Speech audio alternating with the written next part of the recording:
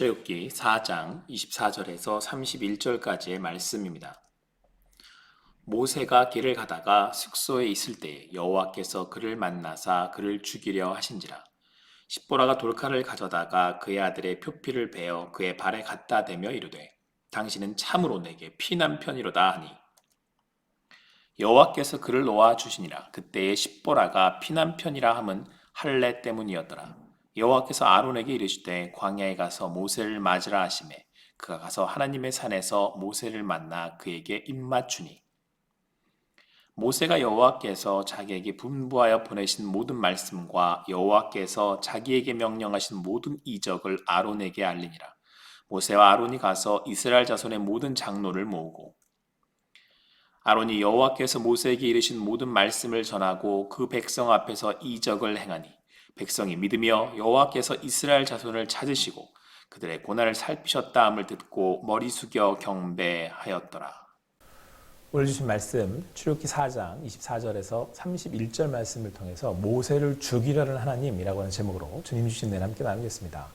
하나님은 이스라엘을 애굽으로부터 구원하시기 위해서 모세를 부르셨습니다.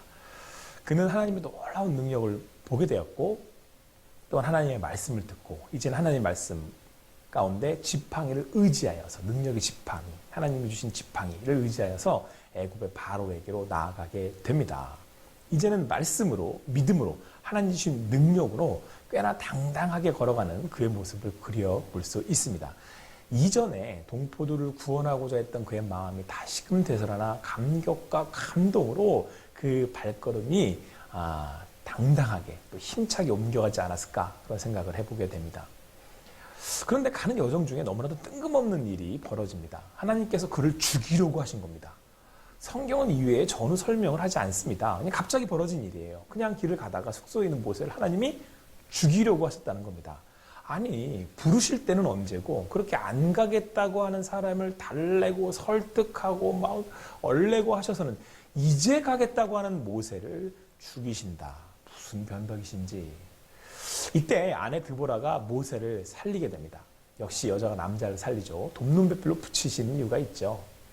이럴 때 여자의 영적 감각은 분명 뛰어납니다. 십보라가 돌칼을 가져다가 그의 아들의 표피를 베어서 그의 발에 갖다 대며 말하기를 당신은 참으로 내게 피난편이랍니다 라고 말을 합니다. 그랬더니 그제서야 하나님이 모세를 놓아주셨습니다. 성경의 이 말씀을 보니까 하나님은 할례하지 않은 문제로 모세를 죽이려고 하셨다는 것을 알 수 있습니다.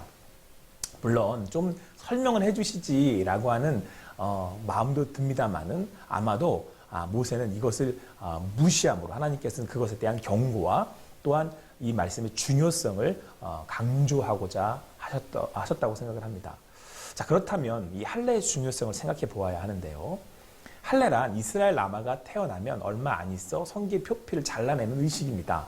그로써 그는 하나님의 백성이 되고 하나님의 말씀에 순종하며 살아가는 하나님의 자녀임을 나타내는 표징이 됩니다. 그러니 하나님은 이것을 중요하게 여기시고 그것을 행하지 않은 모세를 죽이려고 하셨던 것입니다. 그리고 오늘 성경은 이것을 우리에게 너무도 강렬하게 보여주고 있습니다. 강조하고 있습니다. 하나님께서 그렇게 화를 내시면서까지 참아서 달래서 부르신 모세도 이제 이스라엘을 가나안으로 인도해야 하는데 그런 사명을 가진 모세도 할례가 없이는 안 된다는 겁니다. 그도 하나님의 구원과 은혜가 아니면 하나님의 백성이 될 수 없다는 겁니다. 구원에 모세도 예외일 수는 없습니다. 그가 아무리 하나님의 부르심을 받았고 하나님의 능력의 지팡이를 들었다고 해도 그도 하나님의 은혜로 하나님의 능력으로 하나님의 구원하심으로 하나님의 백성이 될 수 있다라고 하는 것입니다. 이처럼 구원하심의 예외는 없습니다. 그것도 죽어야 할 죄인이라고 성경은 우리에게 말씀해주고 있습니다. 그래서 하나님의 구원은 은혜이고 하나님의 전적인 능력으로 되는 것입니다. 자, 그렇게 모세는 놀란 가슴을 진정시켜야 했습니다. 하나님이 자기를 죽이려고 하셨으니 얼마나 놀랐겠어요. 자, 그리고는 아론을 만나게 되는데요. 형 아론이 그의 발에 입을 맞추며 주인의 예를 표합니다. 아론은 모세에게 하나님이 하신 말씀을 듣고서 장로를 이제 모으게 됩니다.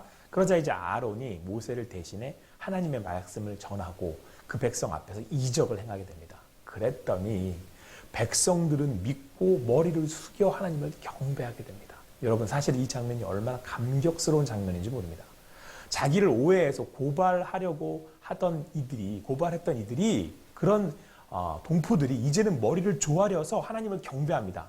지난 40년간 광야에서 양치기를 하던 그 앞에 이스라엘 백성 모두가 머리를 조아리는 장면이 펼쳐진 겁니다. 이제는 그들이 모세를 이스라엘의 지도자로 인정하고 받아들이게 되었습니다. 그러니 얼마나 감격스러웠겠습니까? 얼마나 감동적이었겠습니까? 제 마음이 다 이렇게 후련한데요. 하나님은 바로 이 장면이 펼쳐지기 바로 전에 모세를 그렇게 매몰차게, 아니 무섭게 죽이려고 하셨습니다. 기억해라. 너도 예외는 아니다. 너도 은혜가 필요한 죄인다. 내가 너를 구원하였고 내가 너를 보낸다. 아, 내가 뭐 별종이라고 대단해서 부르신 게 아니구나. 하나님의 은혜이구나.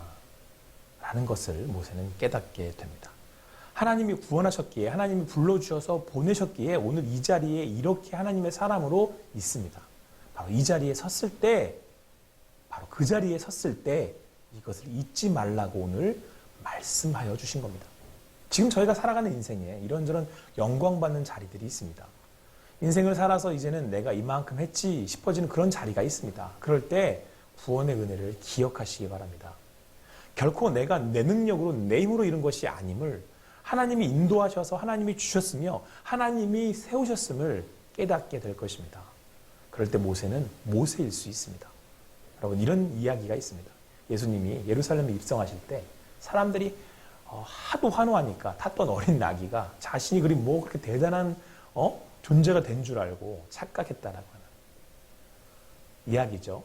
그런데 여러분, 시사하는 바가 있습니다. 우리는 하나님의 구원과 은혜를 알 때 비로소 오늘을 나로 신실하게 살아갈 수 있습니다. 세상이 주는 유혹과 시험을 이기며 하나님의 사람으로 살아갈 수 있게 되는 것입니다. 그런데 여러분, 이 말씀은 또한 그렇게 하나님이 나 구원하신 줄 알고 나 보내준 줄 알고 믿음으로 고백하며 나아갈 때, 하나님의 말씀에 순종하며 살아갈 때 바로 그 하나님의 능력이 내 능력이 되어 하나님께서 세워가신다는 말씀이기도 합니다. 비록 그 자리가 아무리 힘들고 어렵더라도 모세가 그렇게 회피하고자 했던 그런 자리였지만 그는 구원이 하나님께로부터 온다는 그 사실을 기억하고 그 은혜로 하나님의 백성 이스라엘을 이끌어갈 수 있다는 것을 믿고 나아갔습니다. 그때 그는 하나님을 대면하여 아는 자, 하나님의 영광으로 사람들을 바라볼 수 없는, 하나님의 사람들도 그를 바라볼 수 없는 전대미문의 선지자, 하나님의 지도자가 되었습니다. 아무쪼록 오늘도 주시는 말씀을 마음에 새기시고 있는 그곳에서 능력으로 사명을 감당하시며 하나님께 영광을 돌리시는, 그렇게 하나님을 대면하여 아는 자로 평안 가운데 담대히 살아가실 수 있는 여러분과 제가 되기를 간절히 소망합니다.